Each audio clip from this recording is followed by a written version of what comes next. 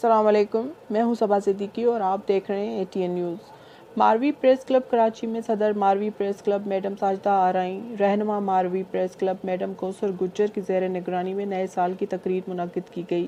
जिसमें खुसूसी तौर पर नसरीन फ़िज़ा, जनरल सेक्रेटरी पैगाम वेलफेयर ट्रस्ट, शोबस का बड़ा नाम मैडम मलका पीरज़ादा और इल्म व अदब से ताल्लुक़ रखने वाले कलमकारों ने बड़ी तादाद में शिरकत की और नए साल की आमद का केक काटा गया और बारगाह इलाही से दुआ की गई कि रब्बिल इज़्ज़त तमाम उम्मत मुस्लिमा पाकिस्तानी कौम को खुशियाँ नसीब करे